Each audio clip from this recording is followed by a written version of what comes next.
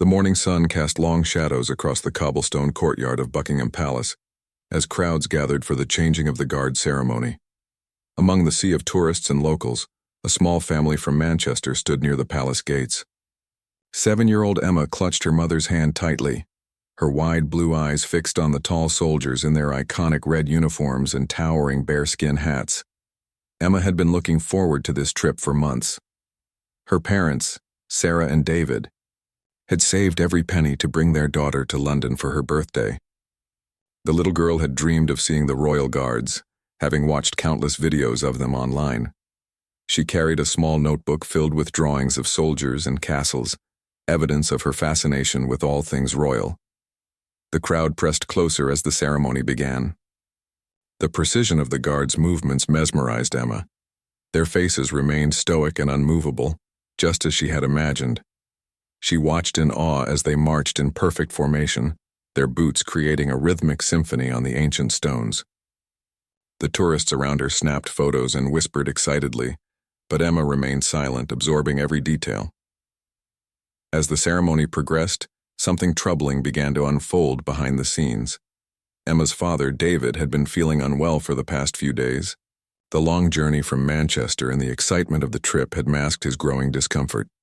He attributed the chest pains to stress and the unfamiliar London air.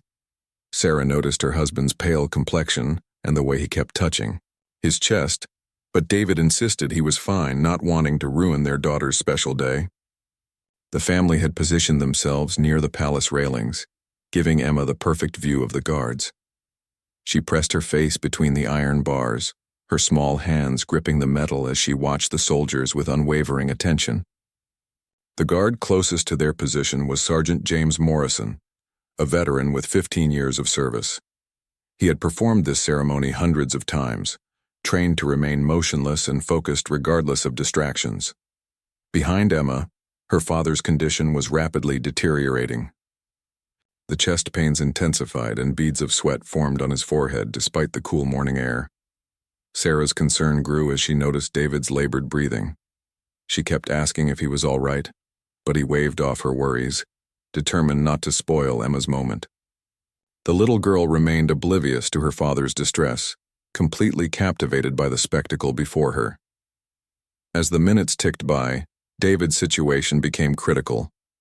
The heart attack struck suddenly and violently. One moment he was standing behind his daughter, and the next he collapsed onto the cold pavement. Sarah's scream pierced through the ceremonial music and the murmur of the crowd. Panic spread among the nearby tourists as they realized what was happening. Emma spun around to see her father on the ground, her mother kneeling beside him and crying for help. The 7-year-old's world turned upside down in an instant. The magical morning had transformed into a nightmare. She didn't understand what was happening to her daddy, but she knew it was serious. The other tourists seemed frozen, unsure of what to do or how to help. In that moment of chaos and fear, Emma's young mind made a connection that would prove crucial. She remembered something her teacher had told the class about emergencies and getting help from people in uniform. She also recalled watching a documentary about the royal guards with her father, where they learned about the guards' training and their dedication to protecting people. The ceremony continued around them, but Emma's attention was no longer on the pageantry. Her focus shifted entirely to the nearest guard, Sergeant Morrison, who stood just a few feet away from where her father had collapsed. The official protocol was clear. Guards on duty must maintain their position and composure at all times. They were not to break character or abandon their post for any reason during the ceremony. But Emma, in her innocent desperation, didn't know about protocols or rules. She only knew that her daddy needed help, and there was a soldier right there who might be able to do something. The little girl approached the railings where Sergeant Morrison stood at attention. His eyes were fixed straight ahead, his expression unchanged, but Emma believed he could see her father's situation. What happened next would challenge everything Sergeant Morrison had been trained to do.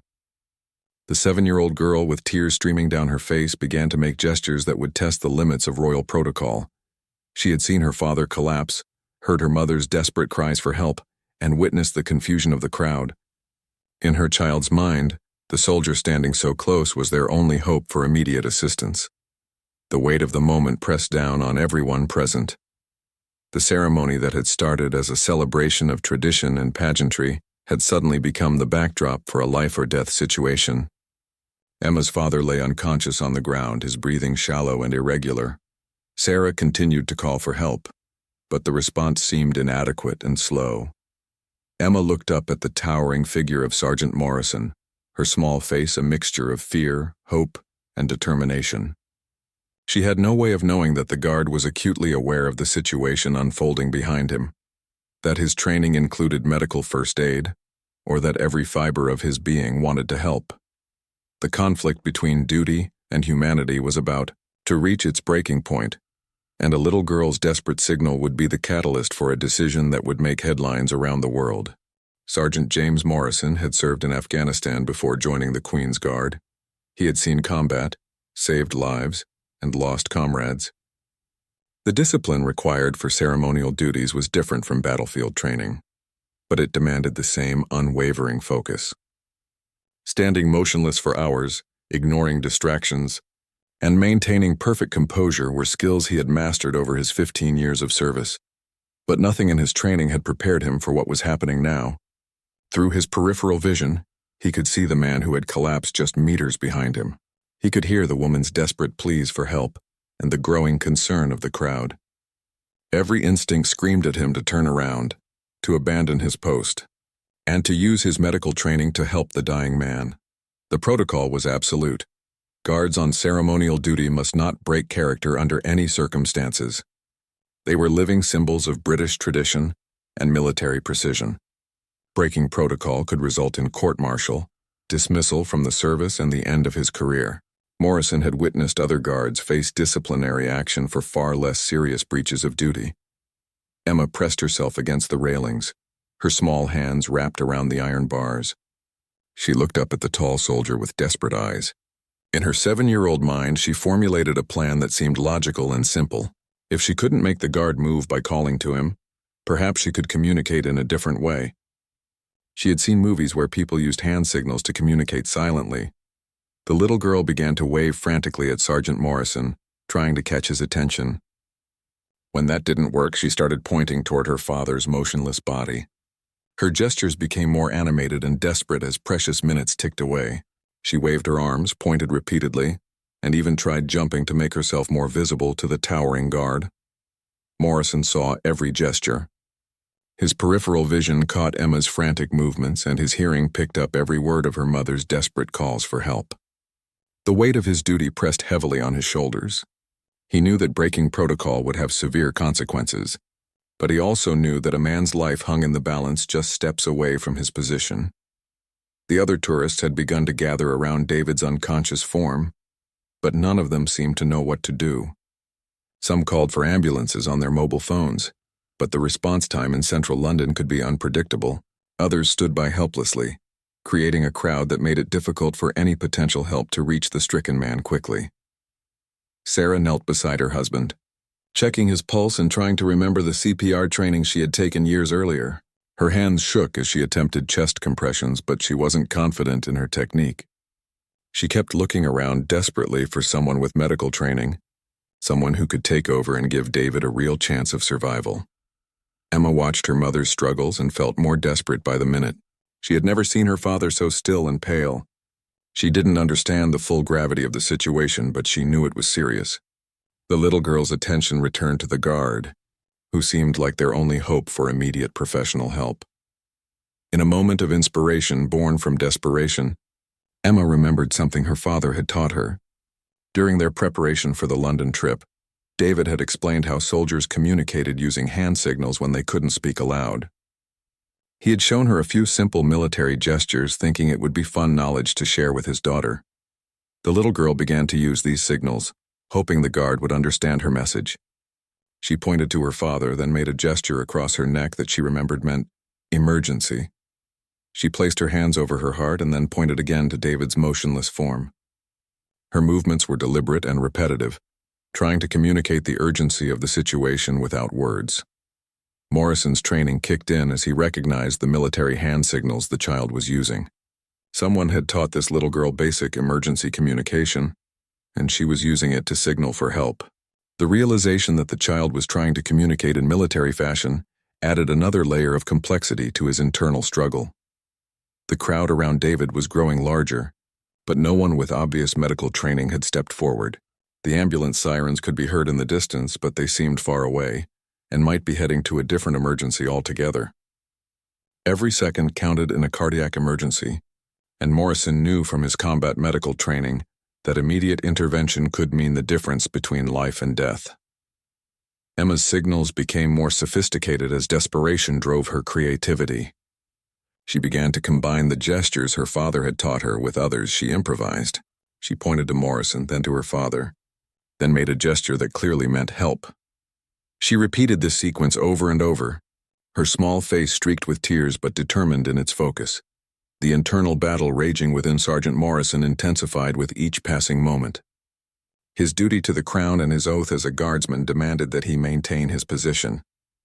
But his oath as a soldier also included protecting civilians, and his training as a medic made him acutely aware of what needed to be done to save the man's life.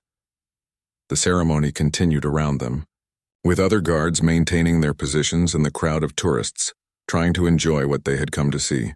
But for Morrison, Emma, and the growing circle of people around David's motionless form, time seemed to slow down. The weight of the moment pressed heavily on everyone involved, but especially on the guard who had the training to help, but was bound by duty to remain motionless. Emma's determination never wavered. She continued her silent communication with the guard, varying her signals and trying new combinations to make her message clearer. Her young mind couldn't comprehend the complexity of military protocol, but she understood that the soldier could see her and might be able to help if only she could make him understand the urgency of her father's condition. The moment of decision was approaching rapidly. Morrison could feel the eyes of his fellow guards, the expectations of protocol, and the weight of tradition pressing down on him. But he could also feel the moral imperative to act, the medical knowledge that could save a life, and the desperate plea of a 7-year-old girl whose father was dying just steps away from potential salvation. The decisive moment arrived without warning. Emma, exhausted from her frantic signaling, suddenly placed both her small hands over her heart and looked directly into Sergeant Morrison's eyes. In that instant, she did something that transcended all the hand signals and gestures she had been using. She mouthed a single word with such clarity and desperation that it cut through all the noise and chaos around them. "Please." Morrison felt something break inside him, not his resolve or his training, but the artificial barrier between duty and humanity. He had spent years learning to compartmentalize his emotions, to follow orders without question, and to maintain discipline under pressure. But this 7-year-old girl's silent plea reached something deeper than his military conditioning. It reached the part of him that had joined the service to protect people, not just to stand ceremoniously in front of a palace. The realization hit him like a physical blow. What good was protocol if it prevented him from saving a life? What honor was there in tradition if it meant watching a man die while possessing the skills to help? Morrison had been trained as a combat medic before joining the ceremonial unit. He knew CPR, emergency response procedures, and had the medical knowledge that could make the difference between life and death for Emma's father. Without breaking his outward composure, Morrison began to assess his options. Breaking protocol openly would create a scene that could overshadow the emergency itself, but perhaps there was a way to help while minimizing the disruption to the ceremony and the potential consequences for his career. His military mind began to calculate the risks and possibilities. Emma watched the guard's face intently, searching for any sign that her message had been received. She noticed a subtle change in his expression, something almost imperceptible that gave her hope. The little girl had spent the morning studying these soldiers, fascinated by their stillness and discipline. Now she was looking for any crack in that facade, any indication that her desperate communication had reached him. Behind her, David's condition was deteriorating rapidly. Sarah's amateur CPR attempts were becoming less coordinated as panic and exhaustion took hold. The crowd of onlookers had grown, but they formed more of a barrier than help. Well-meaning tourists offered advice and encouragement, but no one stepped forward with the medical expertise needed to take charge of the situation. The distant sound of sirens seemed to be getting closer, but emergency services in central London faced challenges that could delay their arrival significantly. Traffic congestion, multiple emergencies happening simultaneously, and the difficulty of navigating through crowds of tourists all contributed to potential delays. Morrison knew from experience that every minute counted in a cardiac emergency, and professional help might not arrive in time. As these thoughts raced through his mind, Morrison made his decision. But rather than abandoning his post dramatically, he chose a different approach. He began to execute what would later be described as the most subtle breach of protocol in the history of the Queen's Guard. His movements were so slight and calculated that most observers wouldn't notice them, but they would be enough to make a difference.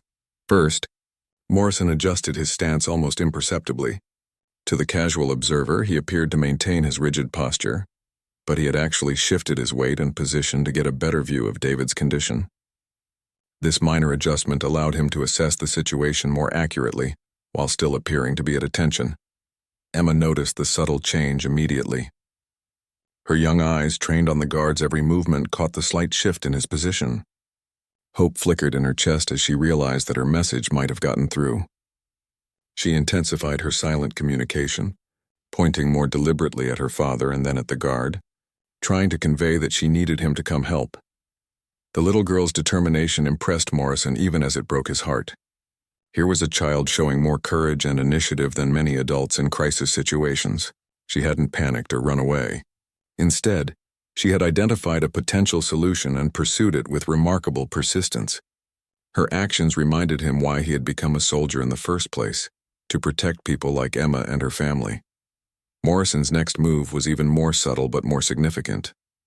He began to communicate back to Emma using micro-expressions and barely perceptible gestures. A slight nod, almost invisible to anyone not watching specifically for it, indicated that he had received her message. A careful glance toward David confirmed that he understood the situation. These tiny communications were hidden within the rigid framework of his ceremonial posture. Emma's heart leaped when she saw the guard's responses. Her father had taught her to watch for small details, and now that skill was paying off in the most important moment of her young life. She understood that the soldier had acknowledged her signals and was trying to help within the constraints of his duty. This realization gave her new energy and hope. The crowd around David was becoming increasingly agitated. Sarah's desperate attempts at CPR were clearly inadequate, and several tourists were arguing about the best course of action. Some wanted to move David to a more comfortable position, while others insisted he should not be moved at all. The confusion was making the situation worse rather than better. Morrison could see that the amateur help being offered was potentially counterproductive. His medical training told him that improper CPR could cause more harm than good, and the growing chaos around the victim could interfere with professional help when it arrived.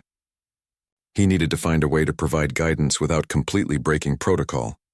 In a moment of inspiration, Morrison realized he could use his voice without abandoning his post. The ceremonial guards were allowed to speak in certain circumstances, particularly when addressing security concerns or providing assistance to the public.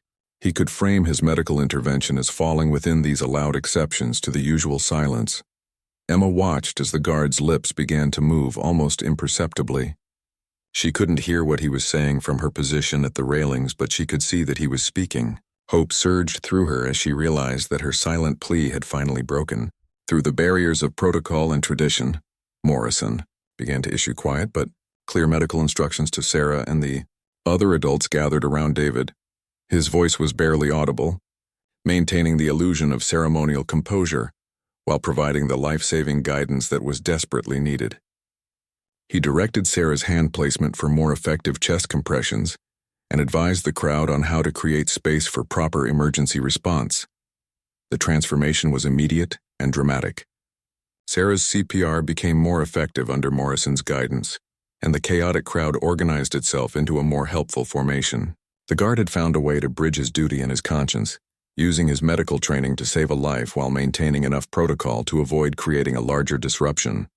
The quiet medical instructions Morrison provided began to have an immediate effect on David's condition.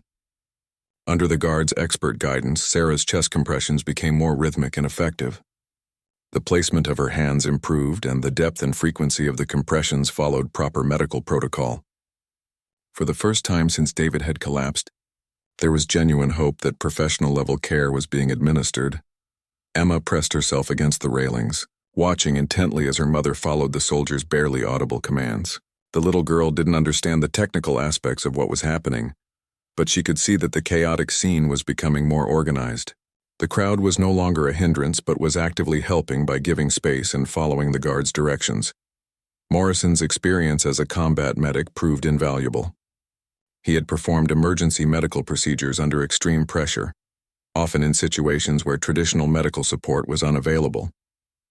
The skills that had saved soldiers' lives in Afghanistan were now being applied to save a father's life in front of Buckingham Palace. The irony wasn't lost on him that his most important medical intervention might happen during a ceremonial duty rather than on a battlefield. The other guards in the ceremony began to notice something unusual was happening, but Morrison's subtlety in handling the situation meant that the disruption to the ceremony was minimal. His fellow soldiers were trained to maintain focus on their duties, but they were also trained to recognize when a comrade was dealing with an emergency situation. A few discreet glances confirmed that Morrison was handling something important. As Sarah continued the improved CPR under Morrison's guidance, David's color began to improve slightly. His breathing, while still labored and irregular, showed signs of stabilizing. The professional quality medical attention he was receiving was making a crucial difference in his chances of survival. Emma noticed these improvements and felt her hope growing stronger. The sound of sirens was definitely getting closer now, but Morrison knew that every minute of proper medical care before the paramedics arrived would improve David's chances significantly. He continued to provide quiet instructions, adjusting Sarah's technique and monitoring David's responses. His medical training allowed him to assess the situation continuously and adapt his guidance as needed. Emma suddenly realized she could help in a different way. She remembered her father mentioning that he took special medication for his heart condition. Racing to her mother's purse, which had been dropped during the initial chaos, Emma found the small bottle of pills that David carried everywhere. She held it up toward Morrison, hoping he would understand its significance. Morrison immediately recognized the importance of the medication Emma was showing him. Heart medications could provide crucial information about David's condition and medical history. He quietly asked Sarah about the medication, and she confirmed that David took it daily for a heart condition that had been diagnosed several years earlier. This information allowed Morrison to better understand what type of cardiac emergency they were dealing with. The guard's medical assessment became more focused with this new information. He adjusted his instructions to Sarah based on David's medical history, and he prepared to provide essential information to the paramedics when they arrived. His years of medical training had taught him the importance of gathering and preserving information that could be crucial for emergency treatment.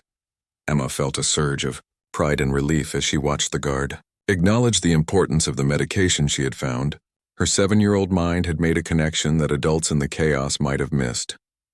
She was contributing to her father's care in a meaningful way, and the soldiers seemed to understand and appreciate her help. The ceremony continued around them, but word was beginning to spread among the guards and palace officials that something significant was happening. Morrison's subtle handling of the situation had prevented a major disruption, but it was becoming clear that a guard had broken protocol to provide medical assistance. The implications of this would need to be addressed, but for now, everyone's focus remained on the medical emergency. Morrison found himself in an unprecedented situation.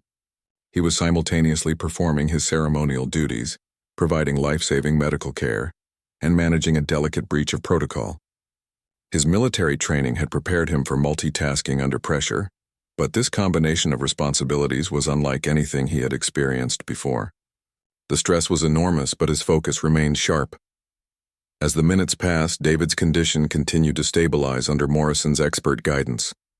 The combination of proper CPR technique, the information about his medical history, and the professional assessment of his condition had created the best possible circumstances for survival until professional help arrived.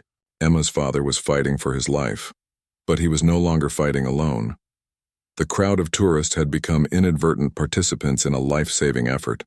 Following Morrison's quiet directions, they had created a clear path for the arriving paramedics, maintained appropriate space around the patient, and even helped Sarah maintain the rhythm and technique of her CPR.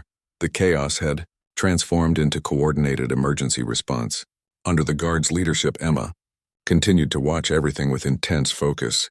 She saw her mother's improved confidence as she followed the soldiers' instructions.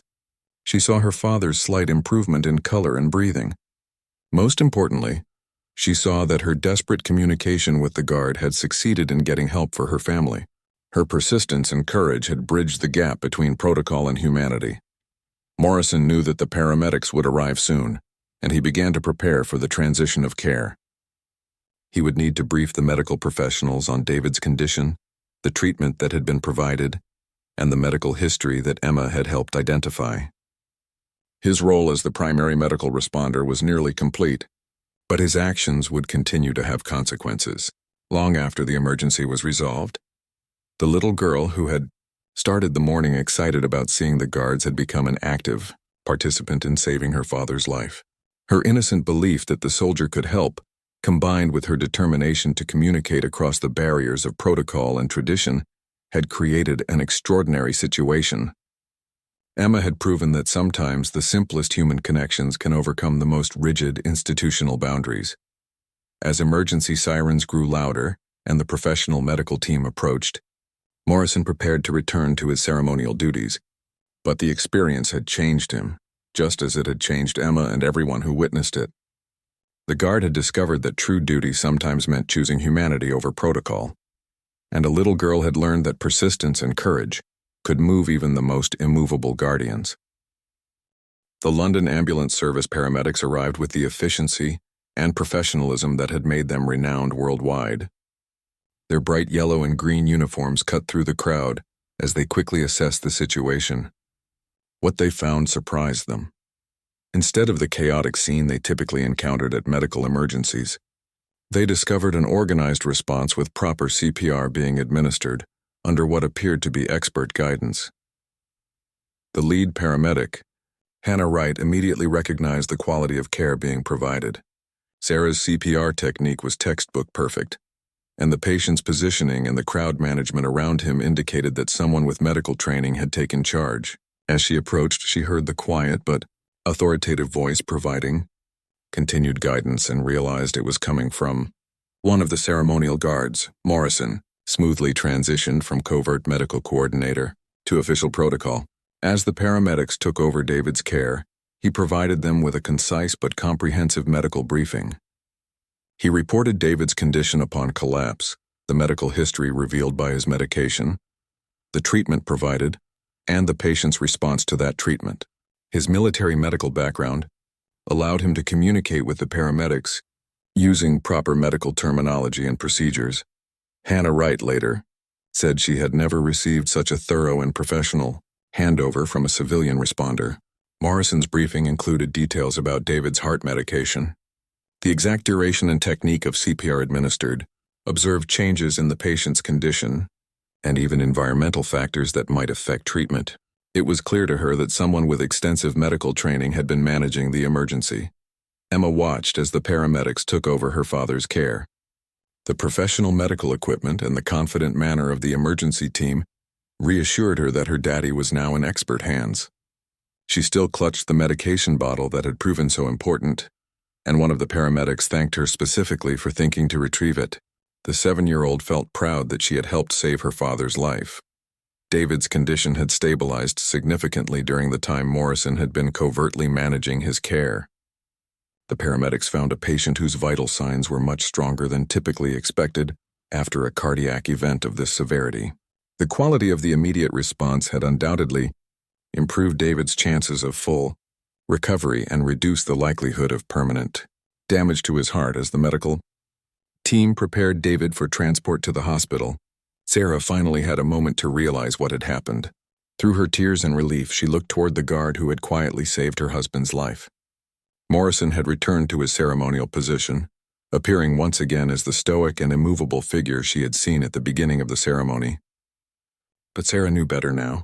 Behind that rigid facade was a man who had risked his career to help a stranger. The ceremony was nearly complete, but word of the extraordinary events had begun to spread among the palace staff and the remaining guards. Morrison's breach of protocol, no matter how subtle or well-intentioned, would need to be addressed by his commanding officers. Military discipline required that all deviations from protocol be investigated and evaluated. Even when the circumstances were exceptional, Emma approached the railings one final time before leaving with the ambulance. She looked up at Sergeant Morrison and placed her small hand over her heart in a gesture of gratitude. Then she mouthed the words "thank you" with the same clarity and intensity she had used to plead for help.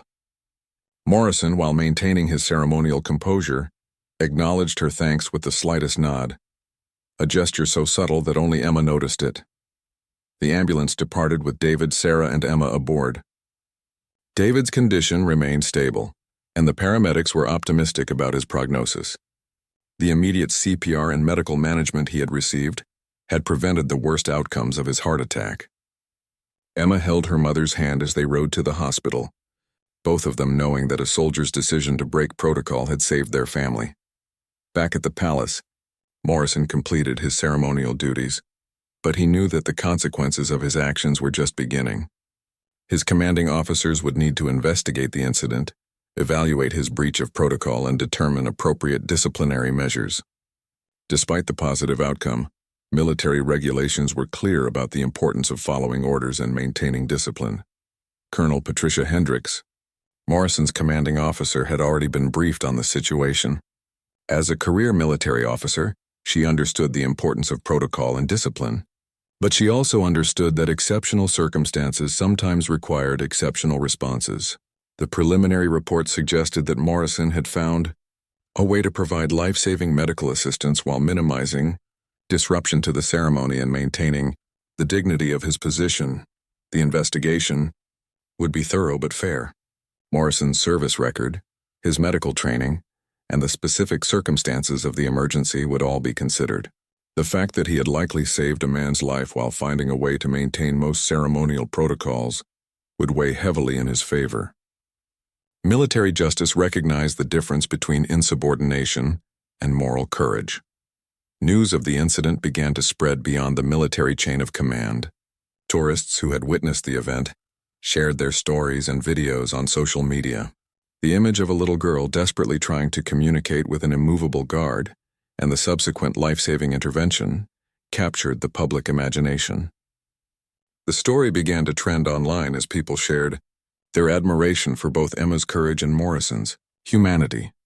The media attention brought scrutiny to the rigid protocols that governed the ceremonial guards.